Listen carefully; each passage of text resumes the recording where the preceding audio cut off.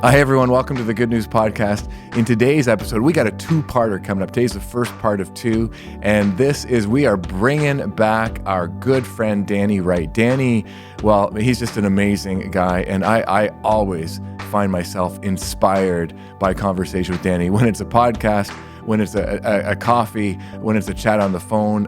This is a beautiful man who's living out his faith in a very real and authentic way. And I just love this guy. I think you probably do too if you've been a part of the Good News Podcast family. I think you're going to really enjoy this episode and next week's episode. We've changed things up a little bit. Rather than talking about inspiration, we wanted to actually experience inspiration. So we do some different things. We got some visuals, we got some props, and Danny's going to take it right out of the gates here when we start in. So friends, enjoy this one and get ready to be inspired. May you be open to the work of the Holy Spirit as we enter into this beautiful conversation with our good friend, Danny Wright. Let's dive in.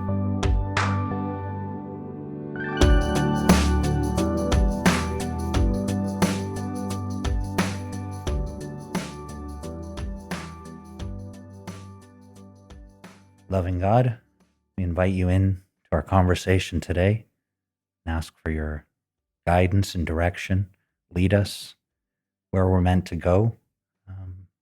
In our conversation, that we share openly and honestly, share what we need to say, and to whomever is watching, here's what they need to hear.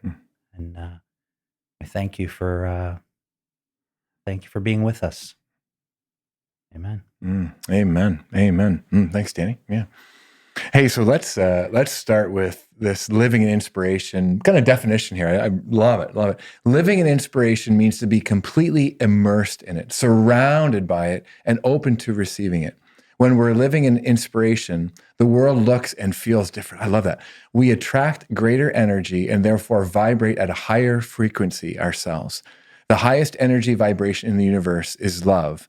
To live in inspiration is to live in love, and to live in love is to live this moment to the fullest.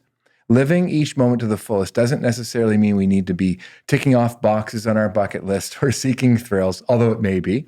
It simply means to be aware. I love that. To be aware, to be present, and fully embrace each moment of the journey. Whether we're scaling a mountain, staring at a sunset, or just listening to the wind, drink it in. Immerse yourself in the moment with a grateful heart. Oh, I love this. Yeah. Yeah, me too. Yeah. It's exactly what living in inspiration is for me. Moment to moment. Yeah. I think the whole idea of living in inspiration is allowing to be guided by Spirit. It's not necessarily having a plan. The reason I wrote about whether you're scaling a mountain, staring at a sunset, or just listening to the wind, you can add to that. Anybody can add to that. Mm-hmm. Sometimes in nature, maybe listening to music, but every step along the way, it's not always some big grandiose sitting on the top of a mountain, but it could be. Yeah. But it could be on our commute to work. Yeah. It's trying to look for a little bit of inspiration throughout our days. Yeah. No, totally. Like I just today, this morning, we had an all-staff quarterly, and I put the agenda together, and I was really excited about the agenda a week ago. And then as it got closer, I was like, oh, this is no good. No one's going to do this stuff. This is going to be a waste of time. Even this morning, I was thinking maybe we should just cancel it. Everybody looks tired today. Just let them go do their job. This is going to do their work. And anyway, but we went through with it, and about just within 45 minutes into it, I was like, oh my gosh, this is totally working. Like I just felt so grateful, and that was just like a regular meeting that we have 4 times a year, but I just felt so blessed to be part of it. And people were really entering in. They were working on stuff that's going to really impact their life and their leadership. And in that moment, I was like, I remember at one point people were working on stuff because okay, are they really going to get into it or not, right? Sure. And they dove right in, and I was like, oh, I love these guys. And two, like, this is working. This is going to work, and then the third was like, there's no place I'd rather be in the world right now than right here doing this. Right on. Yeah. Even speaking about those moments, like you say, sometimes we're just in that zone, don't you think? You're in the moment. You can appreciate it. It's like as if you're almost watching it unfold. Absolutely. But other times, I know for me, like I've been terrorized by not being present. I can give you a good example of kind of the back door towards inspiration. Yeah. I was leading a corporate retreat, and to kick it off, it was kind of nice. I had big ideas in my head, had it all planned out how it was going to be.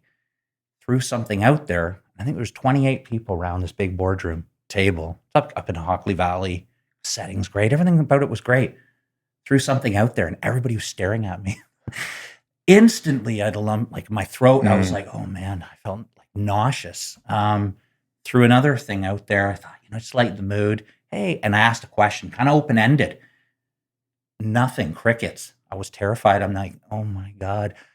Literally now, the wheels are spinning. I'm not sure where do I go next, because now I froze up. I went blank. I forgot everything. Now the other voices are talking. You're not qualified, man. You're in over your head. Who do you think you are? And now you're leading a retreat, and like all these people are looking at you like, why is this guy here? You just want to run, right?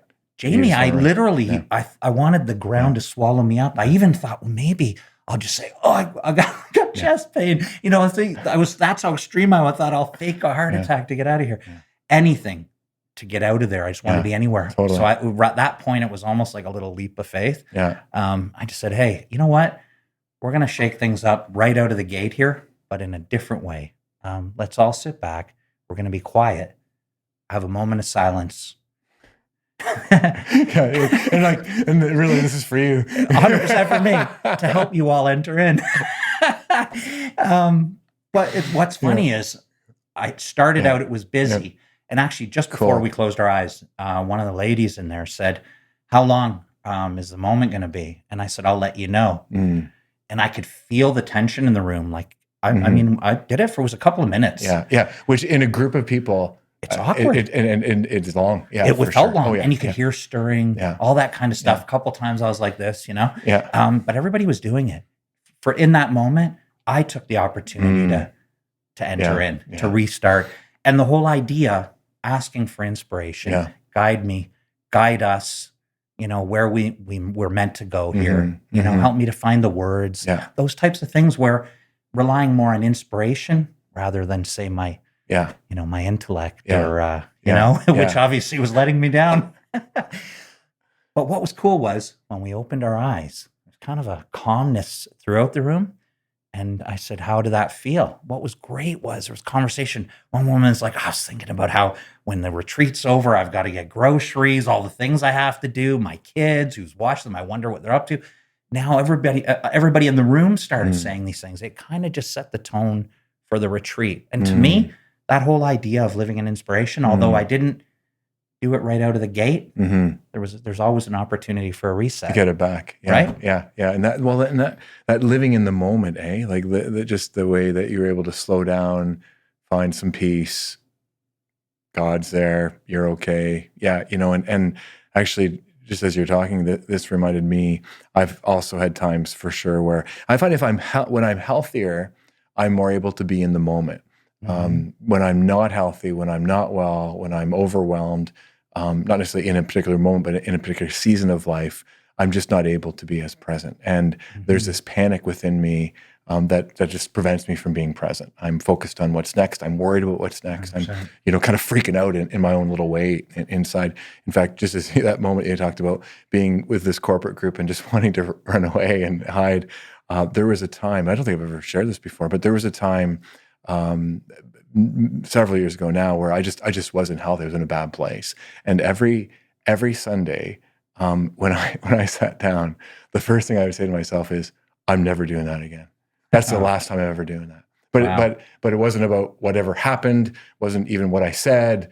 People experience what they experienced. God blesses it, but I was not in a good place. And I was just had this, I recognize now, not only not being in the moment, but this idea of connecting that to being loved, right? And I think when we're feeling loved by the people around us, ultimately by God, there's such a power and a health in that's my best life happens when I'm in that space, when I'm feeling loved, and then I can be present, and everything else kind of flows from there, including just enjoying it like I am right now. 100%. It's interesting you say that too about not being in a good place.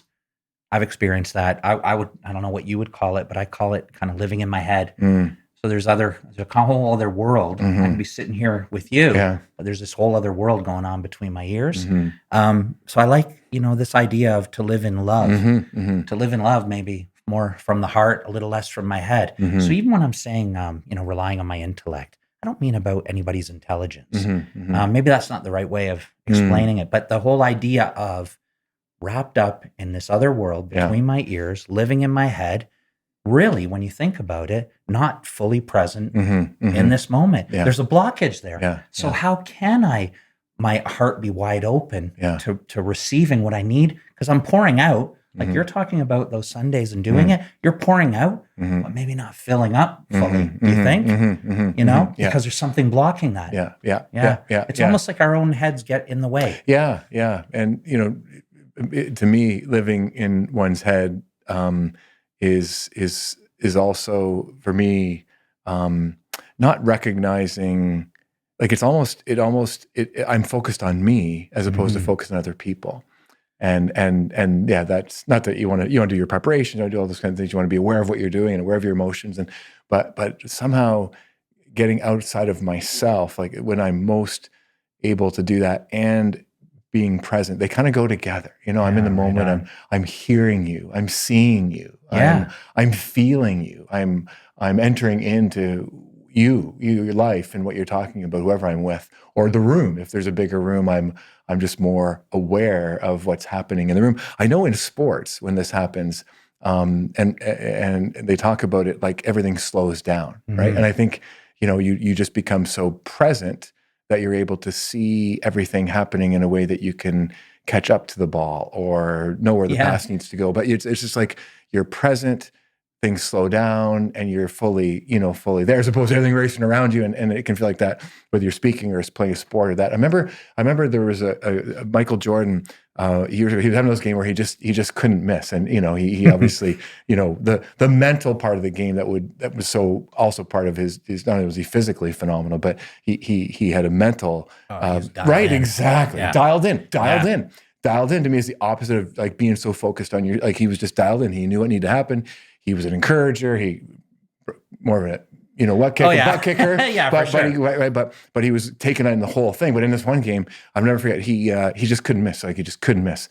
And he's running back and hitting some kind of crazy shot. And he looks at the crowd and he goes like this, like I don't even get it. He's in the zone. And I think somehow being loved in the moment, being present, how you're in a zone, and it's life to the fullest, man. And there's a spiritual piece to that where, for me anyway, God enables that to happen. God, obviously I'll never perfect it, I'm so human, but when I spend time with God, there's a power that comes for me in feeling loved, in being assured, in getting out of myself as far as pride and ego, never fully, never completely, never perfectly, but that's partly what happens in this transformative relationship with God for me. It gets me to a different place and space, closer to all of that, and definitely my best moments. That's usually what's happening. I love what you said, transformative. Because I do think when it comes to transformation, it's not something we would really will. It's almost as if when we're not operating in that zone, when we're not dialed in, we're trying to will it. And we've got some gifts, some skills, things we're good at, so we can make some things happen, or we can still come off. If you're talking about sports analogy, it's like you watch a guy, he doesn't have his best stuff on the mound, but he battles his way through, but he's just not, it's just not flowing, don't you think? For sure. So I know even praying, one of the things I pray for, learned from by the way, anything I say is not original. I've learned it from somebody, but praying for a God pause, just that little pause, just that moment of clarity, brief moment before I react, so that I can respond, or that pause just in a moment so I can, like I say, especially if I'm not on, so I can kind of that reset. I think constantly we're making little adjustments and resets, and every once in a while, for me anyway, it's like almost like a little overhaul's needed. Little tweaks aren't enough. I got to take a step back, a proper assessment. Really, what works best for me is with somebody else. Sure, yeah. So it's not just me assessing myself. Maybe you've seen I'm always doodling stuff. So some thoughts on paper helps bring a little clarity. For sure. Sharing it with somebody else brings even more clarity and insight, sometimes feedback. I think then when I go into my enter in, and asking for guidance and direction, it's based or armed with a little more knowledge of myself and a little more honesty of where I'm really at. Because don't you think sometimes you must experience this as a minister where the lights go on, you're on, or the mic's on, put on your happy face. Doesn't matter what's going on in you. There's a couple hundred people waiting for some inspiration from you. That must be a lot of pressure some Sundays. Yeah. No. And that's, again, in a space where it's about me and I'm in my head in the language you're using, or just focused on myself, then there's a lot of pressure. Sure. In fact, it's a overwhelming amount of pressure. But when I'm in a good place, healthy place, it's like, this isn't about me. God has given me a message that I think I'm supposed to share today. And then actually, that's only 50% at the most. Because then the other 50% are people coming ready to hear? Do they want to understand? Which is out of your control. Absolutely. Right. And one of the podcasts I did with Jordan Hart, who's a musician, he framed that really well. That helped me think about this as well, that, like my job is just to bring that and then let that go hard sometimes because it's personal and it's, you're vulnerable and you're sharing and you're leading. But really, like it's a healthy place for me would be, this is up to everyone else to do what they will with it and trust that God's going to work in them. And so absolutely pressure filled if it's just on me. But again, another example of living in inspiration or living love, or living in the moment in a healthy way takes a lot of that pressure off. Yeah, for sure. So what do you do once you become aware of it? Because we're not always aware. Yeah. Sometimes you just kind of so busy putting out fires, you don't really recognize. You're like, oh wow, my cup's kind of empty. Yeah. I'm running low here. Don't you think? Yeah. So like the sports analogy, roll up your sleeves and maybe mix it up a little, hit somebody depending on the sport you're playing. Right? Get stuck in. Yeah. But when it comes to this kind of stuff, that'll only carry you so far. And then it's like, you almost have to just have a seat on the bench. Yeah.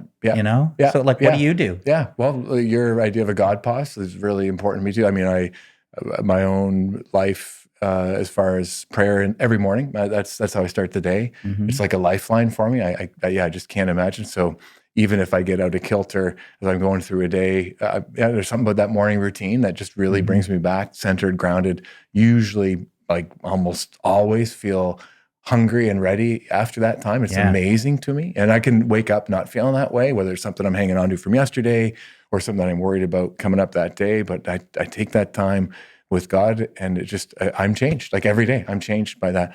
I'm getting better over time at setting boundaries for my life. And I was terrible at this years ago. And I would just do what you just roll up my sleeves and just keep going.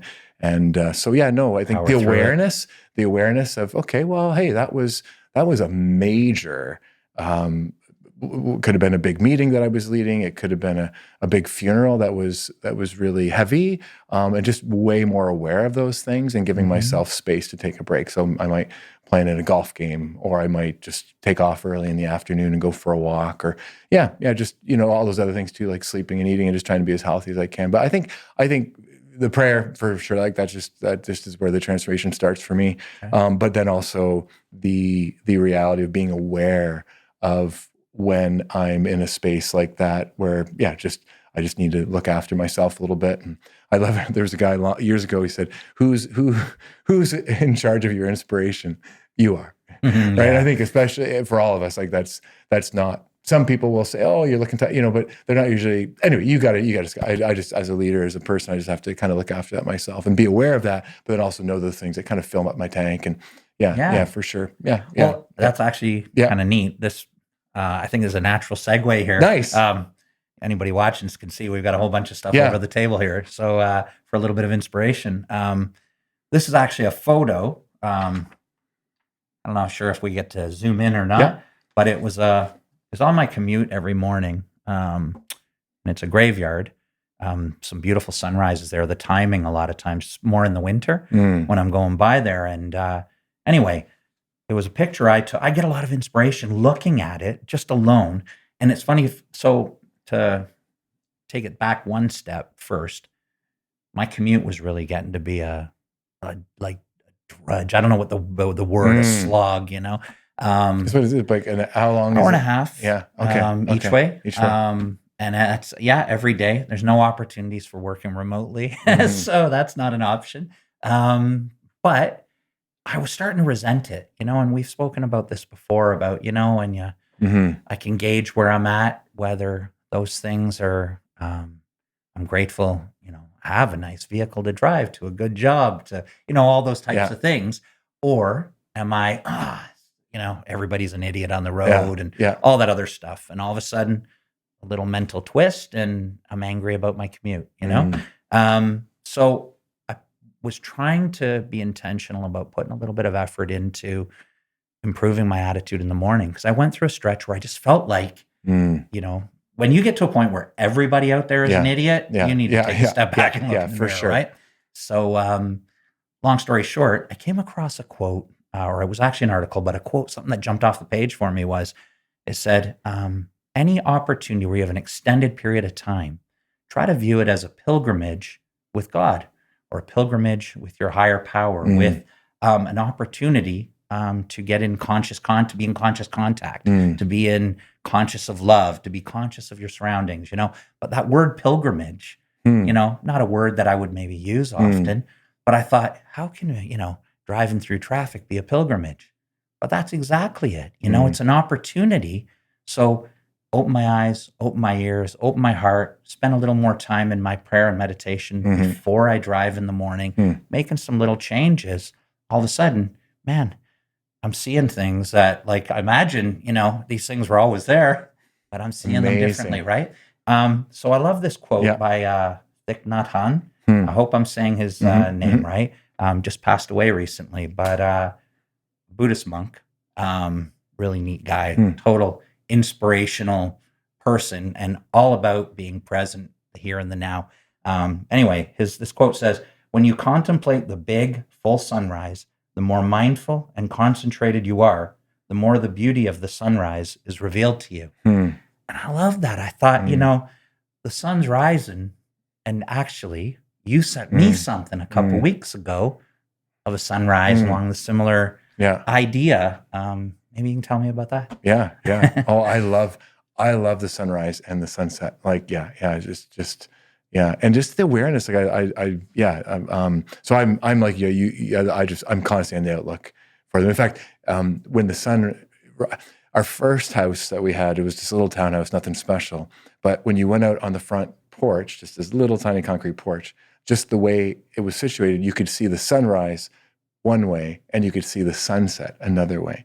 So I just Wow. assumed that you could always see the sunrise. Yeah, right. And then we moved to this house, but it was a little bigger because we had more kids and it was supposed to be this, upgrade, blah, blah, blah. Yeah. And I was like, I can't see the sunrise. I can't see the sunset. And I just realized how important that is to me. Yeah, right on. So I'm always on the outlook for it. When we were in New Brunswick last summer, there were some great sunsets. So the gang, our family was in the car. I'm like driving all over trying to get the best view of Yeah. it. So I love it. For me, just this quote is absolutely true. When you contemplate the big full sunrise, the more mindful and concentrated you are, the more beauty of the sunrise is revealed to you. Just that idea of being open to it, and how many things so I'm really, open to the sunrise and the sunset, but a lot happens between those two Yeah, things good point. that I think I miss, just because I'm not as aware. And for me, a challenge would be to heighten up my awareness all the time because these things are always happening. I never forget I think it was our youngest, Caleb. He was maybe 3, 4 kind of thing. We're walking out of the church one day, and the rest of us are walking ahead, and he's strolling behind, and he points up and he sees, like, he's just freaking out trying to get our attention. He didn't have words at that point, but there's a plane like way up there, right?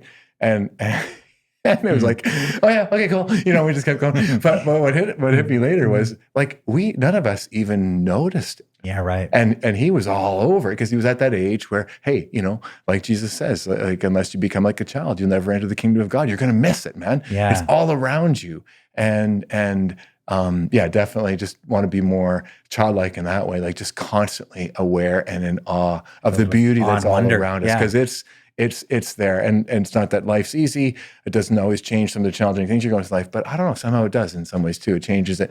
You feel better. You just recognize there's beauty and good and gratitude and those things that, power you through the rest. Don't you think even some of those moments, you're mentioning Caleb, it's the same, I think, seeing a group of children, your own children, just those moments where, again, though, it's almost like an out-of-body experience. Sometimes somebody singing, just being moved more often, being fully dialed in again into these moments. You can't help but notice it. Absolutely. Well, and I know, I love this picture because I know there's a whole story behind this one. Well, so this is back when I was doing some young adult ministry here, and trying to do some things, just different way of presenting things. So like different types of music. So I was like, no, none of the stuff that we play on Sunday. It's got to be something from your playlist kind of thing. And the whole idea was about looking for signs from God. So whether it's in music, on a billboard, in nature, just that whole idea of being more mindful, keep your eyes open. You'll get whatever it is that you need to see. It might not mean anything to me or someone else, but you'll see what you're meant to see kind of thing, Anyway, one of the young ladies in the group went to Vegas for a volleyball tournament. I don't want to mess the story up. She was the day didn't start out well. She's in an underground parking lot, and she looked out, that's what it was. She was in the underground parking, and she looked across and saw the Hotel the Mirage, and the Beatles' Love was playing. So I'll do a quick show of that. They've been advertising that for years, the Cirque du Soleil. So anyway, she just thought it was no big deal. She just thought, oh, Danny's always talking about seeing signs. He'll get a kick out of this, the Beatles and Love, blah, blah, blah. Thought it would be neat. So she took a picture of it with her digital camera, which is what you see here. And so blown up a little bit bigger, you can see a cross there. And she thought, that's really interesting, because the meetings that we were having, that's exactly what we were talking about.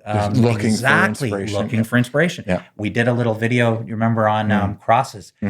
Couldn't believe how many crosses were everywhere, and all of a sudden, as soon as somebody tells you that, you're like, man, I'm seeing them everywhere, right? Yeah, it's absolutely. That same idea. For sure. I hope people kind of look for that now because it's true, man. And once you see crosses and think about it, they're all over the place. Everywhere, Little fence post or a little, above a door. Absolutely. Yeah. So, again, just that little, I don't know, some people call it coincidences.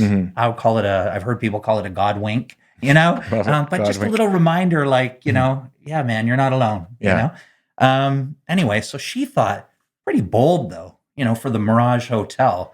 It's one thing to say the Beatles in Love, they're advertised Cirque du Soleil, but to put a cross, she thought, so when she little digital camera, you got to remember, right? She's looking at that. She's like, that's kind of shocking.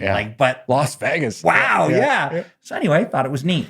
When she got back and she blew it up on her computer, and hopefully you guys can see this, when you zoom in on that, is actually window washers. And where they happened to be when she was taking the picture was a cross. Amazing. So from a distance, it certainly looked like a cross.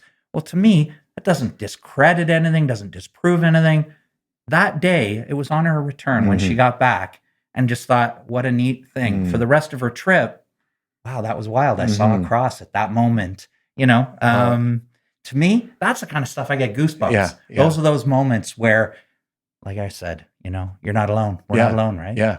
And what are you choosing to see? Are you going to see the beauty? Are you going to see the awe? And are you going to see the message that maybe God's offering you? Or are you going to shut it down and not? And she obviously chose to see it, which is cool. Yeah. And I think even sharing it with me, I mean, that's 15, 17 years ago or something, And I still, one of my favorite stories, it was neat. And exactly like what he's saying here, the more mindful and concentrated you are, the more of the beauty. So replace sunrise with anything else. Inspiration will be revealed to you. Absolutely. The more I'm looking for inspiration, the more it seems to find me. Right? Well, you've got a number of pictures here, eh? So are there any in particular that, okay, this one that stands out to you, or for what oh man, there's so many. Yeah, it's really I brought really a bunch, cool. so maybe I just give like a few seconds of each. That's outside of a Tim Hortons. And these are all This is in the morning. These are on your drive, on your pilgrimage. On my pilgrimage, morning pilgrimage. To work and back. Going pilgrim. Some people travel to Mecca. I travel to Tim Hortons. So I'm going through Tim Hortons. I see this beautiful tree. And look at the color of the sky. Like phenomenal. Wild, right? Yeah, absolutely. This is super cool. To me, anyway. I love this picture. And this is on Poplar Road, heading towards Blue Mountains. I live in Collingwood. That's the final stretch of my commute. Amazing. So that's not even the morning one. That's on the way home, after a long day, almost home. Yeah. And I just love it. There's just something beautiful about the way the sun's setting on the other side of the mountains. For sure. Absolutely. So I've got a number of them. I won't, but, I will say a couple quick things is that, so some are where I'm intentionally, I love photography. So, and for me, it's another art form, and some I'm purposely trying to capture something, a little bit of the trees, the rocks, a little bit of the sun and the water. Some are just by chance. That bird flew across the sun peeking out of the clouds just at the right time. Oh my goodness. So I mean, I can take credit for that. The rays and everything's beautiful. Yeah. But that was that's a case of point and shoot. And afterwards, interesting. Hey, and the cool rays are pointing shot. up in that picture. Yeah, right? Right. As opposed to usually, I know when I see it, it's the rays coming down through the clouds. And that's the opposite. That's the neat. rays are above That's the somewhere clouds. in That's very the Caribbean. Cool. And, very cool. Which is kind of neat, actually. Yeah. Here, I'll show you. So like here, that's in the Caribbean. Mm-hmm. Here's out in BC, in the middle of the Pacific Ocean. And the reason why I'm saying that, Caribbean, Pacific Ocean, we're out on a tour, and it wasn't really the time of season where you're going to see too many. They give you a guarantee, but they say, hey, we'll give you a refund if we don't see one, but you're going to see sea lions and everything else. But we're there. We want to see a whale. Freezing. The rain's coming sideways, cold rain out in the ocean on one of those Zodiacs, loving it, but also like, when he's kind of hinting at, we saw in the distance, we saw almost looked like the top of a whale. And it was kind of like, okay, we've seen one. You guys ready to turn back? Literally moments later, this guy or girl, I'm not sure, comes out of the water, starts breaching, playing in front of us. My wife, Dee, and I both had cameras on and or around our neck. Yeah. And I'm snapping and she's frozen and it goes back under for a second and she goes, "Did you get a shot?" I go, "I got about 100. Did you?" She's got tears streaming down her eyes. Now I start choking up. I get to choke up again now. It's ridiculous. But it was one of those absolutely one of those moments, just a moment. I thought, here we are. We're out in the Pacific Ocean. Me and Dee, there's another couple there. And no lie, Jamie, I said, "Do you guys mind?" They're from America, so I thought I'll take a chance. "Do you mind if I say a little prayer?" Nice. Just a little thank you. They were like, "Amen." That's so it was incredible. Wow. But it was just an incredible moment. It was a moment, holy space, like holy ground kind of thing. It was, man. And as you could see that's so cool. Everything about it, it was just a special moment in time. But so those are ones that take your breath away, that choke you up, that you never forget. But the majority of these, are, as you can see, my commute. That one's from my front porch, like you were talking about. Yeah. That's why we have that house. Yeah. We bought Jamie's old house. So I got the sunrise and sunset at either end of the street. But, an old barn, sun shining through. It's not always big, grandiose reveals. It's not always, and you're not always going to be out in the middle of the Pacific Ocean or, My mother-in-law, Katrina's mom, Valerie, she was known for taking pictures of the sunset in particular, mostly because she wouldn't have been up to see the sunrise most days. But it was just a spot at the farm, at the back of the farm. And she would go and she would take like 12, 15 pictures. And that was when it was like you had to get the film developed. So basically you'd get back a roll of film and all it would be the ones with the one sunrise. And we always teased her about it. But what we realized later on was she was seeing different things every few moments, and she was just it was just she lived in the moment In the as well as moment. anybody that I know. And she so enjoyed that sunset that she would just take picture after picture after picture. So we've got a few kind of like these, like pictures of almost the same sunset, just in a few different ways. And it just reminds me not only of the beauty of God that we get blessed to see, but also the beautiful people who we get to share our life with, who help us see them. Right on. Mm-hmm. That is beautiful. Mm-hmm. You know, guys, I love the conversation about in the moment and just actually really thinking about what it means to be in the moment. Isn't that when we do experience inspiration, when somehow we can let go of our fears and our worries and our agendas even, and just fully enter in. I experienced that in this conversation with Dan. I hope that you did as well. And I hope it's inspired us. I know it has for me to really be more intentional about being in the moment, living in the moment, being present with someone, listening deeply, being aware of body language and like those simple things that are happening all around us every day where God's beauty is being revealed. Love the pictures and just thinking about the incredible beauty of a sunrise, of a sunset, and just enjoying that. So friends, stay tuned, man. Part 2 coming up next week. We're going to get into some really amazing, inspiring quotes that some are from Danny, some are from quotes that he's been listening to and having before himself for years. So I hope you can join us next week for part 2. It's as good or better than this one. Just take it a little deeper in this idea of living in inspiration. You can look for Danny's stuff online, livingininspiration.com. Lots of great stuff there on his website. Don't forget to follow us on Instagram, Good News with Jamie Holtum. As always, if you subscribe, then you'll know every time an episode gets released. We'd love for you to be on the in that way. God bless you, friends. Always good to be with you. Appreciate you. Hope to see you again real soon.